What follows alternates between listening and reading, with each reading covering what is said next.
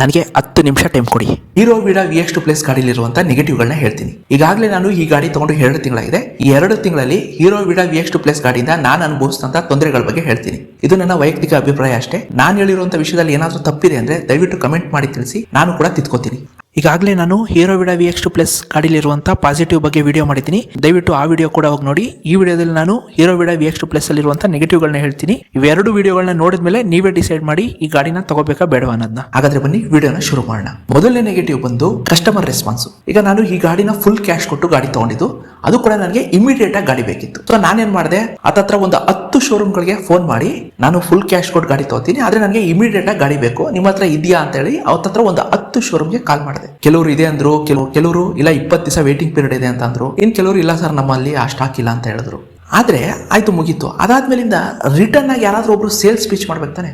ಈಗ ನಾವೇನಾದ್ರೂ ಒಂದು ಕೇಳಿದ್ವಿ ಅಂದ್ರೆ ರಿಟರ್ನ್ ಆಗಿ ಸರ್ ಗಾಡಿ ತಗೊಂಡ್ರಾ, ಇಲ್ಲ ಅಂದ್ರೆ ಬನ್ನಿ ನಮ್ಮ ಹತ್ರ ಡಿಸ್ಕೌಂಟ್ ಇದೆ, ಇಲ್ಲ ಸರ್ ನಾವು ಬನ್ನಿ ಒಂದು ವಾರದಲ್ಲಿ ನಾವು ನಿಮ್ಗೆ ಗಾಡಿ ಕೊಡಿಸ್ತೀವಿ, ಈ ತರ ಏನಾದ್ರೂ ಒಂದು ಸೇಲ್ಸ್ ಸ್ಪೀಚ್ ಮಾಡ್ತಾ ಇರ್ತಾನೆ.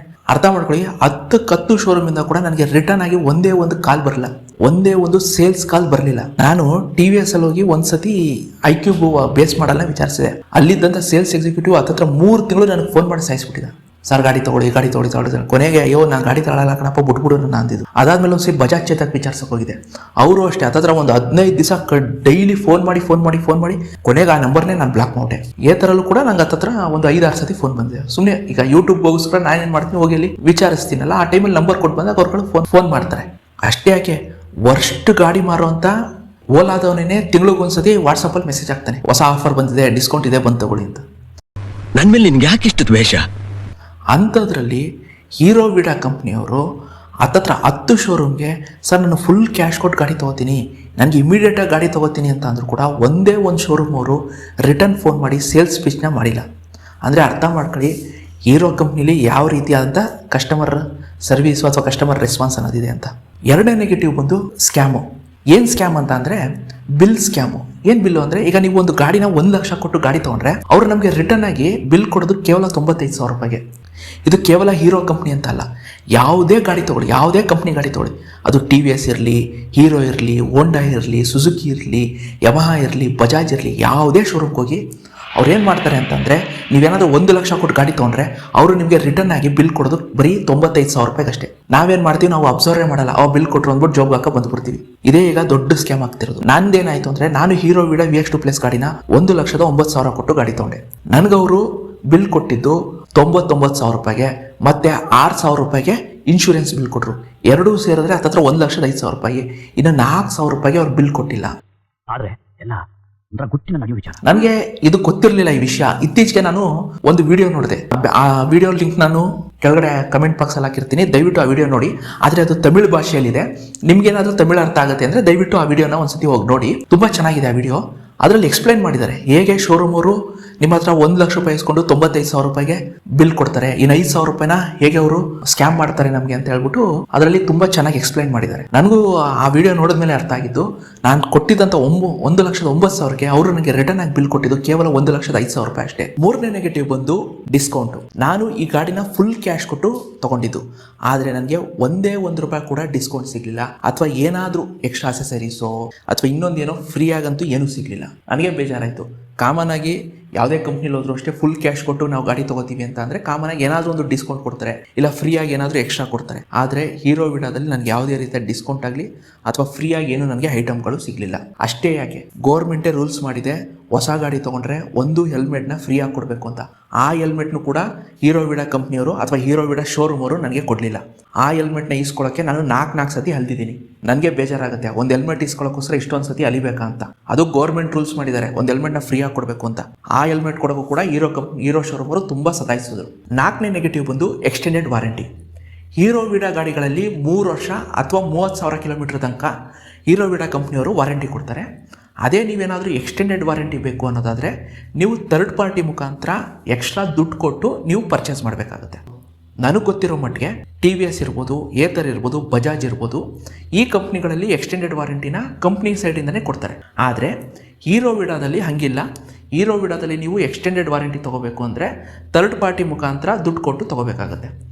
ನನಗೆ ಅವರೇನಂದ್ರು, ಸರ್ ನೀವು ಎಕ್ಸ್ಟೆಂಡೆಡ್ ವಾರಂಟಿ ಬೇಕು ಅಂದರೆ 3,000 ಚಿಲ್ಲರೆನ ದುಡ್ಡು ಕೊಟ್ಟರೆ ಅವ್ರು ನಿಮಗೆ ಎಕ್ಸ್ಟೆಂಡೆಡ್ ವಾರಂಟಿ ಕೊಡ್ತಾರೆ ಅಂತ ಅಂದರು. ನಾನೇನು ಅಂದ್ಕೊಂಡೆ, ಹೀರೋ ವಿಡಾ ಕಂಪ್ನಿಯವರೇ ನನಗೆ ಎಕ್ಸ್ಟೆಂಡ್ ವಾರಂಟಿ ಕೊಡ್ತಾರೆ ಅಂತ ನಾನು ಅಂದ್ಕೊಂಡು ನಾನೇನು ಮಾಡಿದೆ, ಡೈರೆಕ್ಟಾಗಿ ಹೀರೋ ವಿಡಾ ಶೋರೂಮ್ಗೆ ಎಕ್ಸ್ಟ್ರಾ 3,000 ರೂಪಾಯಿನ ಪೇ ಮಾಡಿದೆ. ನನ್ನ ಗಾಡಿ ರೇಟ್ ಬಂದು 1,09,000 ಪ್ಲಸ್ ಎಕ್ಸ್ಟೆಂಡೆಡ್ ವಾರಂಟಿಗೆ ಅಂತ 3,000, ಟೋಟಲು 1,12,000 ರೂಪಾಯಿನ ಪೇ ಮಾಡಿದೆ. ಸರಿ, ನಾನೇನು ಅಂದ್ಕೊಂಡೆ, ಒಬ್ಬಡು ನಾನು ಒಟ್ಟು 1,12,000 ಪೇ ಮಾಡಿದ್ದೀನಿ, ನನಗೆ ಎಕ್ಸ್ಟೆಂಡೆಡ್ ವಾರಂಟಿ ಸಿಕ್ಕಿದೆ ಅಂದ್ಕೊಂಡು ನಾನು ಸುಮ್ಮನಾದೆ. ಅದಾಗಿ ಒಂದು ವಾರ ಆದಮೇಲೆ ನಾನು ಹೇಳಿದ್ನಲ್ಲ ತಮಿಳ್ ವಿಡಿಯೋ, ಆ ತಮಿಳ್ ವಿಡಿಯೋ ನೋಡಿದೆ. ಅದರಲ್ಲಿ ಬಿಲ್ದು ಸ್ಕ್ಯಾಮ್ ಮಾಡ್ತಾರೆ ಅಂತ ಹೇಳಿದರು. ತಕ್ಷಣ ನನಗೆ ಜ್ಞಾಪಕ ಬಂದು ನಾನೇನು ಮಾಡಿದೆ, ಬಿಲ್ಗಳನ್ನ ಚೆಕ್ ಮಾಡಿದೆ. ಆ ಬಿಲ್ಲಲ್ಲಿ ಎಲ್ಲೂ ಕೂಡ ಎಕ್ಸ್ಟೆಂಡೆಡ್ ವಾರಂಟಿಗೆ 3,000 ಇಸ್ಕೊಂಡಿರೋದ್ರ ಬಗ್ಗೆ ಮೆನ್ಷನ್ ಮಾಡಿರಲಿಲ್ಲ. ಅದ್ರ ಜೊತೆಗೆ ನನಗೇನು ಕೂಡ ಒಂದು ಲೆಟ್ರ್ ಕೊಟ್ಟಿರಲಿಲ್ಲ, ಏನು ಎಕ್ಸ್ಟೆಂಡ್ ವಾರಂಟಿ ನಿಮಗೆ ಕೊಟ್ಟಿದ್ದೀವಿ ಅಂತ ಒಂದು ಲೆಟ್ರು ಅಥವಾ ಒಂದು ಬಿಲ್ಲು ಏನೂ ಇರಲಿಲ್ಲ. ತಕ್ಷಣ ನಾನೇನು ಮಾಡಿದೆ, ಸೇಲ್ಸ್ ಎಕ್ಸಿಕ್ಯೂಟಿವ್ಗೆ ಫೋನ್ ಮಾಡಿದೆ. ಇಲ್ಲಿ ನಾನೊಂದು ವಿಷಯ ಕನ್ಫರ್ಮ್ ಮಾಡ್ತೀನಿ, ಸೇಲ್ಸ್ ಎಕ್ಸಿಕ್ಯೂಟಿವ್ದು ಯಾವುದೇ ರೀತಿಯಾದಂಥ ಸಮಸ್ಯೆ ಇಲ್ಲ. ಆ ಹುಡುಗ ತುಂಬ ಚೆನ್ನಾಗಿ ರೆಸ್ಪಾನ್ಸ್ ಮಾಡ್ದ. ಕಾಮನಾಗಿ ಏನಾಗುತ್ತೆ ಅಂದರೆ, ಸೇಲ್ಸ್ ಎಕ್ಸಿಕ್ಯೂಟಿವ್ ಕೆಲಸಕ್ಕೆ ಅಂತ ಬರ್ತಾರಲ್ಲ, ಇವರೆಲ್ಲ ಬಂದು ಹೊಸಬ್ರಾಗಿರ್ತಾರೆ. ಈಗ ತಾನೇ ಕಾಲೇಜ್ ಮುಗಿಸ್ಕೊಬಂದಿರೋಂಥ ಹುಡುಗರುಗಳೇ ಸೇರ್ಕೊಳ್ಳೋದು. ಯಾರು ಕೂಡ ನಿಮಗೆ 6 ತಿಂಗಳು ವರ್ಷದ ಮೇಲೆ ಅಲ್ಲಿ ಕೆಲಸ ಮಾಡಲ್ಲ. ಯಾಕಂದರೆ ಸಂಬಳ ಕಮ್ಮಿ, ಟಾರ್ಗೆಟ್ ಇರುತ್ತೆ, ಟಾರ್ಗೆಟ್ ರೀಚ್ ಮಾಡಿದ್ರೆ ಮಾತ್ರ ನಿಮಗೆ ಇನ್ಸೆಂಟಿವ್ ಕೊಡ್ತಾರೆ. ಈ ರೀತಿ ಒಂದಷ್ಟು ಪ್ರೆಷರ್ ಇರೋದ್ರಿಂದ ಏನು ಮಾಡ್ತಾರೆ, ಕಾಮನಾಗಿ ಹೊಸ ಹುಡುಗರುಗಳೇ ಬರೋದು. ಬಂದವರು ಅಷ್ಟೇ 6 ತಿಂಗಳು ವರ್ಷ ಕೆಲಸ ಮಾಡ್ತಾರೆ, ಆಮೇಲೆ ಬಿಟ್ಟು ಓಡೋಟೋಗ್ತಾರೆ. ಆ ಥರದಲ್ಲಿ ಆ ಹುಡುಗ ಬಂದಿದ್ದಕ್ಕೆ ಹೊಸದಾಗೇನೋ ಕೆಲಸಕ್ಕೆ ಬಂದಿದೆ. ಅವ್ನಿಗೇನು ಜಾಸ್ತಿ ಗೊತ್ತಿರಲಿಲ್ಲ. ಅದನ್ನು ಕಂಪ್ನಿಯವರು ಇಲ್ಲ ಶೋರೂಮವರು ಅಥವಾ ಸೀನಿಯರ್ ಎಕ್ಸಿಕ್ಯೂಟಿವ್ಗಳಂತ ಇರ್ತಾರಲ್ಲ, ಮ್ಯಾನೇಜರು, ಸೂಪರ್ವೈಸರ್ ಅಂತ ಅವ್ರುಗಳು ಹೇಳ್ಕೊಡ್ಬೇಕು. ಆದರೆ ಪಾಪ ಸೇಲ್ಸ್ ಎಕ್ಸಿಕ್ಯೂಟಿವ್ ಗೊತ್ತಿರಲಿಲ್ಲ. ಅವನೇನು ಮಾಡ್ದ, ಸ್ಫೂರ್ತಿ 1,12,000 ರೂಪಾಯಿ ಎಕ್ಸ್ಟೆಂಡ್ ವಾರಂಟಿ ಸೇರಿಸಿ ಅವನು ಶೋರೂಮ್ ಅಕೌಂಟ್ಗೆ ದುಡ್ಡನ್ನ ಟ್ರಾನ್ಸ್ಫರ್ ಮಾಡಿಸ್ಕೊಂಡ.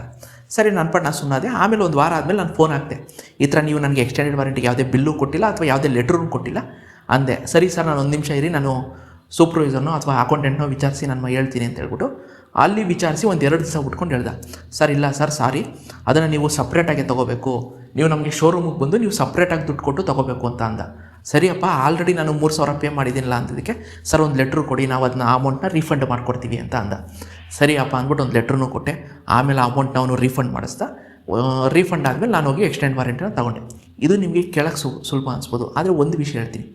ಅಕಸ್ಮಾತ್ ನಾನು ಆ ತಮಿಳ್ ವಿಡಿಯೋ ಏನು ಸ್ಕ್ಯಾಮ್ ಮಾಡ್ತಾರೆ ಬಿಲ್ಲು, ಆ ವಿಡಿಯೋ ನಾನು ನೋಡಲಿಲ್ಲ ಅಂದಿದ್ರೆ ನಾನೇನು ಅನ್ಕೋತಿದ್ದೆ, ಬಿಡು ನಾನು 1,12,000 ರೂಪಾಯಿ ಕೊಟ್ಬಿಟ್ಟಿದ್ದೀನಿ, ನನಗೆ ಎಕ್ಸ್ಟೆಂಡೆಡ್ ವಾರಂಟಿ ಇದೆ ಅಂದ್ಕೊಂಡು ನಾನು ಸುಮ್ಮನೆ ಆಗ್ಬಿಟ್ಟಿದ್ದಿದ್ರೆ 1-2 ವರ್ಷ 3 ವರ್ಷ ಬಿಟ್ಕೊಂಡು ಏನಾದರೂ ಗಾಡಿ ರಿಪೇರಿ ಬಂತು, ನಮಗೆ ವಾರಂಟಿ ಕ್ಲೈಮ್ ಆಗಲ್ಲ, ನೀವು ದುಡ್ಡು ಕೊಡಬೇಕು ಅಂತ ಪರಿಸ್ಥಿತಿ ಬಂದಿದ್ರೆ ಏನಾಗ್ತಿತ್ತು? ಇದು ನನ್ನ ಒಬ್ಬನ ಸಮಸ್ಯೆ ಅಂತಲ್ಲ, ಹೀರೋ ವಿಡಾದಲ್ಲಿ ಗಾಡಿ ತೊಗೊಳ್ಳೋಂಥ ಎಲ್ಲರೂ ಅಷ್ಟೇ ಬ್ಲೈಂಡಾಗಿ ನಂಬಿಡ್ತೀವಿ ನಾವು.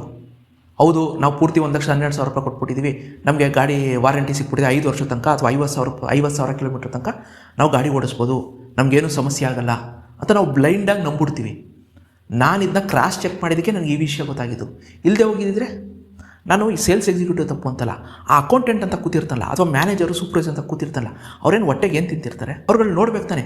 ಯಾರೋ ಕಸ್ಟಮರು 1,09,000 ರೂಪಾಯಿ ಗಾಡಿಗೆ 1,12,000 ರೂಪಾಯಿನ ಟ್ರಾನ್ಸ್ಫರ್ ಯಾಕೆ ಮಾಡಿದ್ದಾರೆ ಅಂತ ಚೆಕ್ ಮಾಡ್ಬೇಕು ತಾನೆ. ಈ ಥರ 1,12,000 ರೂಪಾಯಿ ಜಾಸ್ತಿ, 3,000 ರೂಪಾಯಿ ಜಾಸ್ತಿ ಟ್ರಾನ್ಸ್ಫರ್ ಮಾಡಿದ್ದಾರೆ ಅಂದರೆ ಕರೆದು ಸೇಲ್ಸ್ ಎಕ್ಸಿಕ್ಯೂಟಿವ್ ಹೇಳ್ಬೇಕು ತಾನೆ, ಹೌದಪ್ಪ ಇಲ್ಲ ನಾವು ನಮ್ಮ ಕಡೆಯಿಂದ ಎಕ್ಸ್ಟೆಂಡೆಡ್ ವಾರಂಟಿ ಕೊಡೋದಿಲ್ಲ, ಅವರು ಥರ್ಡ್ ಪಾರ್ಟಿ ಮುಖಾಂತರ ತೊಗೋಬೇಕು, ಈ 3,000 ರೂಪಾಯಿನ ಅವ್ರಿಗೆ ವಾಪಸ್ ರೀಫಂಡ್ ಮಾಡಿಸ್ಬಿಡಿ ಅಥವಾ ಅವ್ರಿಗೆ ಇನ್ಫಾರ್ಮೇಷನ್ ಕೊಡಿ ಅಂತ ಹೇಳ್ಬೇಕು ತಾನೆ.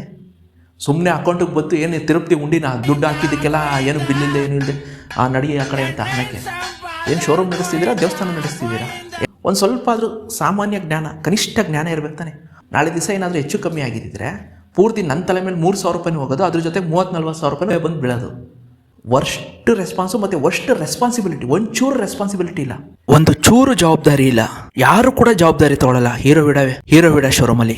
ಹೀರೋ ವಿಡಾದಲ್ಲಂತೂ ನನಗೆ ಹೇಳ್ತಿಲ್ವಾ, ಬೇಕಾದ್ರೆ ನೀವೊಂದು ಗೌರ್ಮೆಂಟ್ ಆಫೀಸಲ್ಲೇ ಒಂದು ಅಲ್ಪ ಸ್ವಲ್ಪ ರೆಸ್ಪಾನ್ಸಿಬಿಲಿಟಿ ಇರುತ್ತೆ, ಅದಕ್ಕಿಂತ ವರ್ಸ್ಟ್ ರೆಸ್ಪಾನ್ಸಿಬಿಲಿಟಿ ಅಂದರೆ ಅದು ನಾನು ಹೀರೋ ವಿಡಾ ಶೋರೂಮಲ್ಲಿ ನೋಡಿದ್ದೀನಿ. ಒಬ್ಬನಿಗೂ ರೆಸ್ಪಾನ್ಸಿಬಿಲಿಟಿ ಇಲ್ಲ. ದುಡ್ಡು ಬಂತು, ಆ ದುಡ್ಡು 1,12,000 ಆಯಿತು, 1,12,000 ಬಿಲ್ಲು 1,05,000 ಕೂಡ, ಇನ್ನು ಮಿಕ್ಕಿದ 7,000 ರೂಪಾಯಿ ಜೋಬಿಗೆ ತಿರುಕೋ ಏನು ಮಾಡ್ತಾರೋ ಗೊತ್ತಿಲ್ಲ. ಒಟ್ಟಲ್ಲಿ ನಾವು ಕೊನೆಗೆ ಏನಾದ್ರು ಹೆಚ್ಚು ಕಮ್ಮಿ ಅಂದರೆ ನಾವು ಬಾಯಿ ಪಡ್ಕೋಬೇಕು. ಇದನ್ನು ಅರ್ಥ ಮಾಡ್ಕೊಡಿ. ಯಾಕಂದರೆ ನಾನು ಇದಕ್ಕಿಂತ ಮುಂಚೆ TVS ಶೋರೂಮಲ್ಲಿ ಹೋಗಿದ್ದೀನಿ, ನಾನು ಇದ್ರ ಬಗ್ಗೆ ಆಲ್ರೆಡಿ ಒಂದು ವೀಡಿಯೋ ಮಾಡಿದ್ದೀನಿ, ದಯವಿಟ್ಟು ಆ ವೀಡಿಯೋ ನೋಡಿ. TVS ಶೋರೂಮಲ್ಲಿ ಎಂಥ ರೆಸ್ಪಾನ್ಸಿಬಿಲಿಟಿ ಇದೆ ಅನ್ನೋ ಅಷ್ಟೇ. ಯಾಕೆ TVS ಯಾಕೆ ಥರಲ್ಲಿ ಹೋಗಿ ವಿಚಾರಿಸಿ, ಎಂಥ ಸೂಪರ್ ರೆಸ್ಪಾನ್ಸಿಬಿಲಿಟಿ ಅಂದರೆ ನಾನು ಇದುವರೆಗೆ ಹತ್ತತ್ರ ಒಂದು 100ಕ್ಕೂ ಹೆಚ್ಚು ಏತರ ಕಸ್ಟಮರ್ ಜೊತೆ ನಾನು ಪರ್ಸ್ನಲಾಗಿ ಮಾತಾಡಿದ್ದೀನಿ ಹೇಗಿದೆ ಅಂತ. ಅವ್ರ ರೆಸ್ಪಾನ್ಸಿಬಿಲಿಟಿ, ಏತರ ಶೋರೂಮಲ್ಲಿರುವಂಥ ರೆಸ್ಪಾನ್ಸಿಬಿಲಿಟಿ 1% ಆದ್ರೂ ಹೀರೋ ವಿಡಾದಲ್ಲಿಲ್ಲ. ಇದು ಇಲ್ಲಿಗೆ ಮುಗೀತು ಅಂದ್ಕೋಬೇಡಿ, ಇನ್ನೊಂದು ವೀಡಿಯೋ ಬಿಡ್ತೀನಿ. ಆ ವಿಡಿಯೋದಲ್ಲಿ ಸರ್ವಿಸಲ್ಲಿ ಏನೇನು ಪ್ರಾಬ್ಲಮ್ ಇದೆ, ಚಾರ್ಜಿಂಗಲ್ಲಿ ಏನೇನು ಪ್ರಾಬ್ಲಮ್ ಇದೆ, ಅದಕ್ಕಿಂತ ಮುಖ್ಯವಾಗಿ ಎಂಥ ಲೋ ಕ್ವಾಲಿಟಿ ಐಟಮ್ಗಳನ್ನ ಕೊಟ್ಟಿದ್ದಾರೆ ಅನ್ನೋದ್ರ ಬಗ್ಗೆ ಮುಂದೆ ಇನ್ನೊಂದು ವೀಡಿಯೋದಲ್ಲಿ ಹೇಳ್ತೀನಿ, ದಯವಿಟ್ಟು ವೆಯ್ಟ್ ಮಾಡಿ. ಅಷ್ಟೇ.